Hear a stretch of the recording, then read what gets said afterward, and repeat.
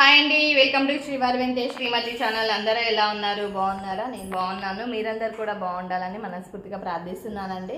So మేమైతే సేఫ్గా ఖమ్మంలోనే ఉన్నాము. అమ్మ వాళ్ళ ఇంటికి అయితే వెళ్ళలేదండి.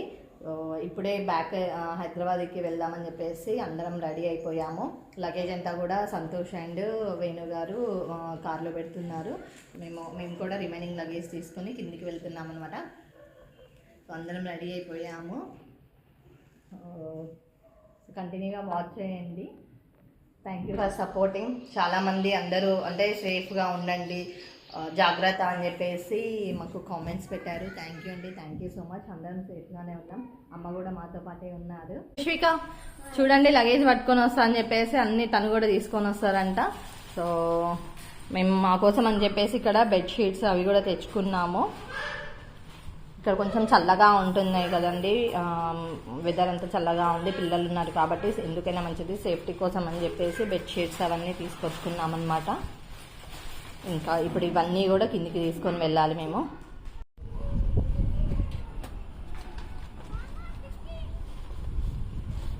మా బాబు వాళ్ళు లగేజ్ కొంచెం తీసుకొని వెళ్ళి వాటర్ బాటిల్స్ అవన్నీ పెట్టేస్తున్నారు. చిన్న చిన్నగా అందరూ ఉన్న లగేజ్ అంతా కూడా తీసుకొని వెళ్ళి పెట్టేస్తున్నారండి. చూడండి, ఆంటీ వాళ్ళ గార్డెన్ అనమాట. అంటే మేమున్న ఇంట్లో ఆంటీ మొత్తం ఇట్లా గార్డెనింగ్ చేయించుకున్నారు ఫ్రంట్. సో ఇది మేమున్న డూప్లెక్స్ హౌస్ అండి, ఇండివిజువల్ హౌస్ లాగా కన్స్ట్రక్షన్ చేసుకున్నారనమాట.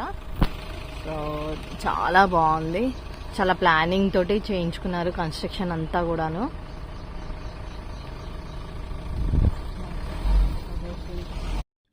ఇంకా టిఫిన్స్ ఏం చేయకుండా స్టార్ట్ అయ్యామని చెప్పేసి రసపాకాకి వెళ్దాము. అనుష కూడా ఫస్ట్ టైం కదా ఖమ్మం రావడము. అంటే అంతకుముందు పెద్ద పాప కన్సీవ్ అప్పుడు వచ్చిందండి.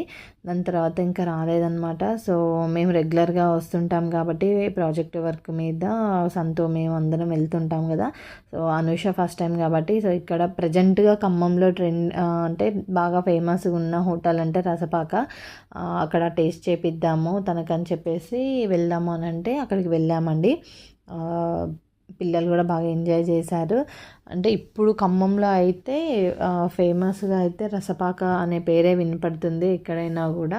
ఇక్కడ ఏంటంటే మంచి క్వాలిటీ ఉందండి, హైజెనిక్గా ఉంది ఫుడ్ కూడా. ఇప్పుడు మీరు చూస్తున్న తను వస్తున్నారు చూడండి. తను వచ్చేసి శివరామ్ గారండి, రసపాక హోటల్ ఓనర్ అనమాట. ఇద్దరు ఫ్రెండ్స్ కలిసి ఫుడ్ ఇండస్ట్రీ మీద ఇంట్రెస్ట్ తోటి సో జాబ్ రిజైన్ చేసి మరీ వచ్చి ఈ ఫీల్డ్ అంటే చేస్తున్నారు ఈ ఫీల్డ్లో. సో చాలా బాగా మెయింటైన్ చేస్తున్నారండి హోటల్. మన ఛానల్ని కూడా ఫాలో అవుతున్నారంటండి. సో అదే చెప్తున్నారు, అసలు ఎలా మెయింటైన్ చేస్తున్నారండి ఇన్ని, మీకు వర్క్ ప్రెషర్ అనేది ఏమి ఉండట్లేదా, మేము చాలా స్ట్రెస్ అవుతున్నాము, ఒకసారి రండి మా ఇంటికి కూడా అని చెప్పేసి అన్నారు. సో నెక్స్ట్ టైం డెఫినెట్గా వస్తామని చెప్పాము. సో ఈలోపు మేము ఆర్డర్ చేసినవి కూడా వచ్చాయి. పిల్లలు పూరి అండ్ బోండా వాళ్ళకి ఇష్టమైనవి ఆర్డర్ చేసుకున్నారనమాట. సో నేను దోశ ఆర్డర్ చేసుకున్నాను. అనుష వాళ్ళు వీళ్ళు పూరి టేస్ట్ చేస్తామని చెప్పేసి టేస్ట్ చేసేసుకున్నారు. సో నా దోశ కూడా వచ్చేసింది. ఆనియన్ దోశ ఆర్డర్ చేసుకున్నాను. ఇది మేము ఇక్కడ బ్రేక్ఫాస్ట్ చేస్తుండగానే సంతోష్కి ఒక కాల్ వచ్చిందండి. వాళ్ళ మామయ్య వాళ్ళు కాల్ చేశారు. వాళ్ళు కూడా ఖమ్మం లోకల్ అనమాట. సో అక్కడికి రమ్మని చెప్పేసి అని అంటే చిన్న వర్క్ ఉంది దానికోసం రమ్మని చెప్పారు. ఎలాగో స్టార్ట్ అయిపోతున్నాం కదా, సరే ఒకసారి ఒక హాఫ్ అన్ అవర్ అలా వెళ్ళి వాళ్ళని కూడా కలిసేసి వెళ్దాము అన్నట్టుగా మేము ఇక్కడ బ్రేక్ఫాస్ట్ కంప్లీట్ చేసేసుకొని వాళ్ళ ఇంటికి వెళ్ళిపోయామన్నమాట. ఇక్కడ పిల్లలేమో ఆఫ్టర్ బ్రేక్ఫాస్ట్ తర్వాత బాదం మిల్క్ అడిగారు, అవి తీసుకున్నారు. సో సంతోష్ వచ్చేసి వాళ్ళ మామ వాళ్ళ టెర్రస్ మీద ఇలా కొన్ని జిమ్కి సంబంధించిన ఎక్విప్మెంట్స్ ఉన్నాయి. సో వాటితోటి అంటే జస్ట్ యాక్టింగ్ చేస్తున్నాడు. సో పిల్లలు కూడా కొంచెం రిలాక్స్ అయ్యారండి, ఎంజాయ్ చేశారు. పైన టెర్రస్ గార్డెన్ ఉంది అండ్ ఇలా ఉయ్యాల అవన్నీ కూడా ఉన్నాయన్నమాట. సో కొద్దిసేపు అక్కడ స్పెండ్ చేశారు. వ్యూ అయితే చాలా బాగుంది. ఖమ్మం వ్యూ అంతా కూడా బాగా కనిపించింది నాకు. అంటే అక్కడ SBIT ఇన్స్టిట్యూట్ ఉంది. మీకు తెలుసు కదా స్వర్ణభారతి ఇంజనీరింగ్ కాలేజ్. అండ్ ఇంకా అక్కడ చుట్టుపక్కల మొత్తం కూడా అక్కడ అంటే వాళ్ళ టెర్రస్ మీద నుంచి చూస్తే అన్నీ కనిపిస్తున్నాయి. ఖమ్మం కిల్లా కనిపిస్తుంది, ఇంకా నరసింహస్వామి గుట్ట కనిపిస్తుంది. ఇది వచ్చేసి ఖమ్మం కిల్లా అండి. సో నరసింహస్వామి గుట్ట కూడా కనిపిస్తుంది. అంత సిటీ కూడా ఆల్మోస్ట్ కవర్ అయిందనమాట. సో చాలా బాగా అనిపించింది. వ్యూ అయితే చాలా బాగుందండి, టెర్రస్ గార్డెనింగ్. ఇంకా అక్కడి నుంచి మేము స్టార్ట్ అయిపోయాము. దారి మధ్యలో వచ్చేటప్పుడు నేను మున్నేరు అంటే మొన్న స్టక్ అయ్యాం చూడండి, ఆ బ్రిడ్జ్ మీద నుంచి వెళ్ళినంతసేపు నాకు చాలా భయం అయింది.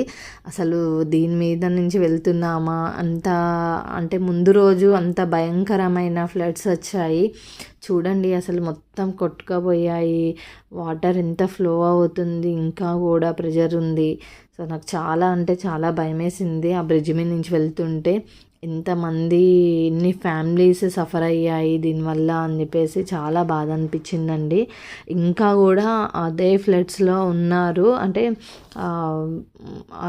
మున్నేరు వచ్చింది కదా, సో ఫ్లోటింగ్ బాగా వచ్చిన ఇల్లులు అవన్నీ కూడా ఖరాబ్ అయిపోయినాయి చూడండి. పాపం అక్కడికి వచ్చి కొంతమంది క్లాత్స్ అన్నీ వాష్ చేసుకుంటున్నారు. వాళ్ళు ఖరాబ్ అయిపోయిన బట్టలు కానీ అవి వాళ్ళ సామాన్లు అవన్నీ కూడా క్లీన్ చేసుకుంటారు, మళ్ళీ అదే ప్లేస్కి వచ్చి క్లీన్ చేసుకుంటున్నారు. అసలు ఎంత బాధాకరమైన విషయమో అనిపించింది నాకైతే. అసలు ఎంత భయం అనిపించింది, ఆ సౌండ్స్ వింటుంటేనే భయం భయంగా ఉంది. ఇంకా అంత హైట్లో ఇంచి వెళ్ళాయి, ఇంకా చాలా తగ్గాయండి మేము వచ్చే రోజు, అంటే మేము ట్యూస్డే రోజు కదా వచ్చింది. సో చాలా తగ్గాయి అన్నమాట. వెహికల్స్ అన్నిటిని కూడా చాలా స్లోగా పంపిస్తున్నారండి. అన్ని వెహికల్స్ని కూడా ఎలో చేయనియట్లేదు అనమాట, హెవీ వెహికల్స్ని. సో ఇంకొకటి ఏంటంటే కొన్ని వెహికల్స్ పోయిన తర్వాత ఇంకొన్ని వెహికల్స్ని మాత్రమే పంపిస్తున్నారు. అంటే కొన్ని వెహికల్స్ని మాత్రమే మూవ్ చేయనిస్తున్నారనమాట. బ్రిడ్జ్ స్టార్టింగ్ నుంచి ఎండ్ అటు ఎంట్రీ ఎగ్జిట్ ప్లేసెస్లో సో ట్రాఫిక్ పోలీస్ వాళ్ళు ఉండి ఎలో చేస్తున్నారు వెహికల్స్ని. ఇక్కడ ఏంటంటే అందరూ ఎంక్వైరీ చేస్తున్నారండి, కొంతమంది వాళ్ళకి ఏమైనా నీడ్స్ అవసరం ఉన్న వాళ్ళతోటి ఎంక్వైరీ చేస్తున్నారనమాట. ఇంకా మేము వచ్చేసరికి 8:30 అయిందండి. పిల్లలకి ఆకలి అవుతుందని చెప్పేసి ఫాస్ట్గా నేను రైస్ కడిగి పెట్టేశాను. ఇంకా అంటే కర్రీస్ సాంబార్ ఆల్రెడీ నేను ఫ్రిడ్జ్లో పెట్టి ఉంచాను అనమాట. చేయగానే వెంటనే ఒక బౌల్లోకి సపరేట్ చేసుకొని ఫ్రిడ్జ్లో పెట్టేసి వచ్చాను. నేను వన్ డేనే వెళ్ళేసి వస్తాం కదా అని చెప్పేసి అలా చేశాను. బట్ అంటే ట్యూస్డే వచ్చాము మేము. సో ఇక్కడ ఆమ్లెట్స్ వేస్తున్నానండి, సాంబారు ఆమ్లెట్స్, ఇంకొన్ని పికిల్స్ ఉన్నాయి, నిమ్మకాయ పికిల్ అండ్ చిక్కుడుకాయ పికిల్ ఉంది. సో వాటితోటి అడ్జస్ట్ అవుదామని చెప్పేసి అనుకున్నాము. ఎందుకంటే అందరం ఉన్నాం కదా, లేట్ అవుతుంది. ఇంకా కర్రీస్ అవన్నీ అంటే కూడా వెజిటేబుల్స్ కూడా అన్నీ లేవు.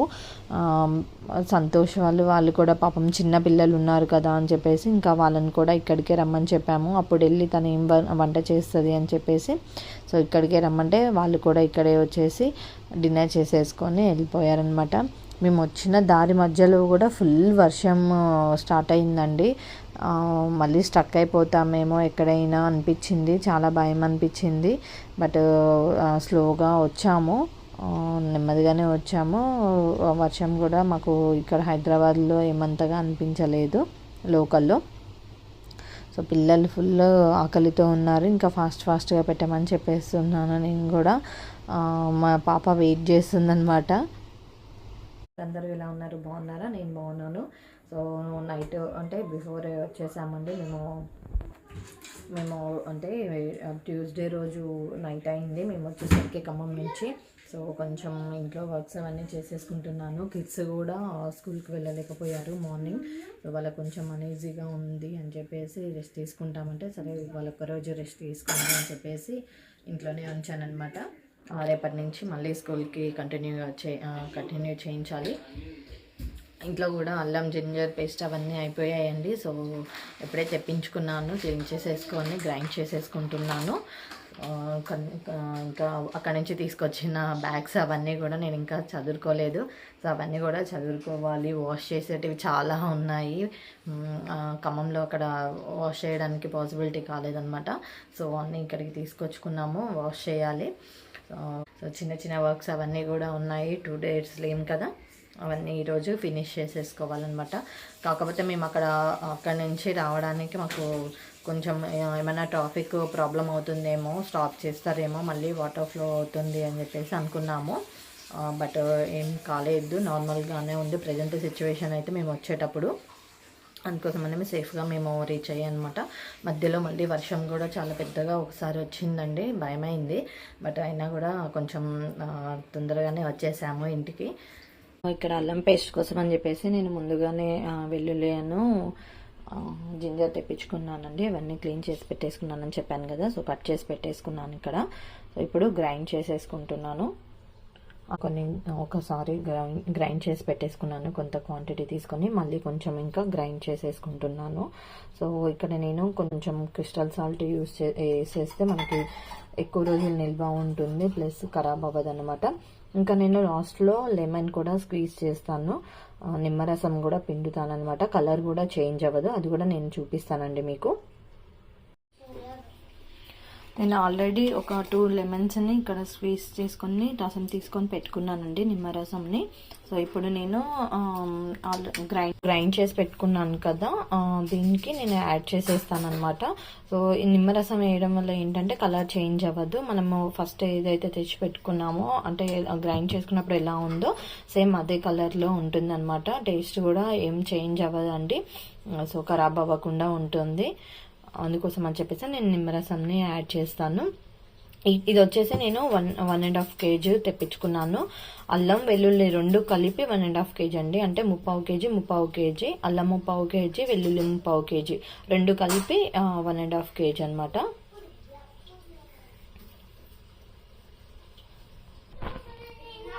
సో ఇక్కడ నేను నిమ్మరసంని యాడ్ చేస్తున్నాను, స్టెయినర్ తోటి వడపోసుకుంటున్నాను అనమాట.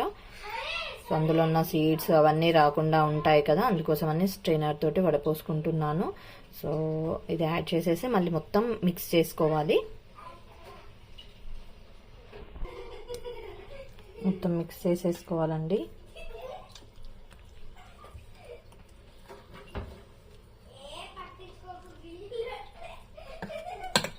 సో అల్లం నిమ్మరసం కలిపినప్పుడు కొంచెం మీకు తెలుస్తుంది, కలర్ చేంజ్ అయినట్టుగా అనిపిస్తుంది కదా, సో అదేం కాదు, మొత్తం మిక్స్ చేసేసుకుంటే నార్మల్గా వచ్చేస్తుంది. అల్లం వెల్లుల్లి నిమ్మరసం అంటే కొంచెం రియాక్షన్ ఉంటుంది కదా అందులో. చూడండి ఇప్పుడు అంతా మళ్ళీ నార్మల్కి వచ్చేసింది. సో ఇదే కలర్ మెయింటైన్ అవుతుంది అనమాట, మనకి అయిపోయేంత వరకు ఇదే కలర్లో ఉంటుంది.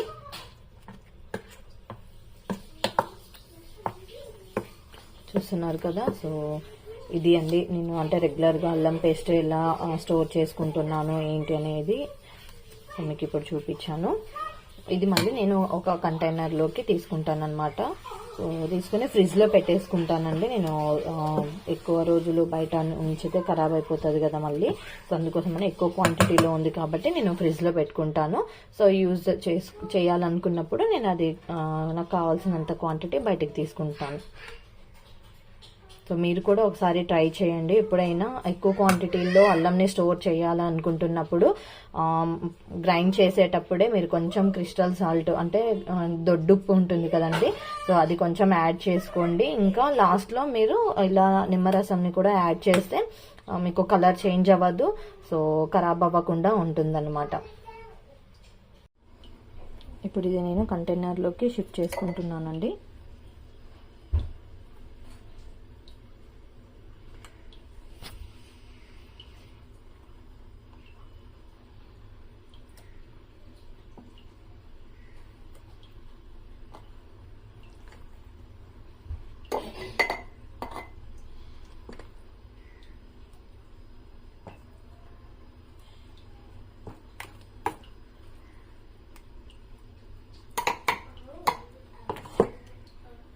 సో 2 బాటిల్స్ అయ్యేలాగా ఉంది నాకు. నేను రెగ్యులర్గా యూజ్ చేసే బాటిల్ అది అంటే చేయి జారి కింద పడింది, సో పగిలిపోయింది అనమాట. సో నేను దీంతో పాటు ఇంకొక కంటైనర్లో కూడా షిఫ్ట్ చేసేసుకుంటాను, ఫ్రిడ్జ్లో పెట్టేసుకుంటాను అనమాట. ఇలా ఫ్రిడ్జ్లో పెట్టుకొని స్టోర్ చేసేసుకుంటాను. సో ఇది వచ్చేసి గాజుది. సో ఇంతకుముందు వాడేది కూడా గాజుది ఉంది, అది పగిలిపోయింది. అందుకోసమని వేరే బాటిల్స్లోకి షిఫ్ట్ చేస్తున్నాను ప్రెజెంట్గా అయితే. ఇలా నేను 2 బాటిల్స్లోకి ఫిల్ చేసుకున్నానండి. సో ఇవి నేను ఇప్పుడు ఫ్రిడ్జ్లో పెట్టేసుకుంటానమాట. సో డెఫినెట్గా నెక్స్ట్ టైం మీరు కూడా ఎక్కువ క్వాంటిటీలో చేస్తే ఇలా ట్రై చేయండి. Thank you for watching.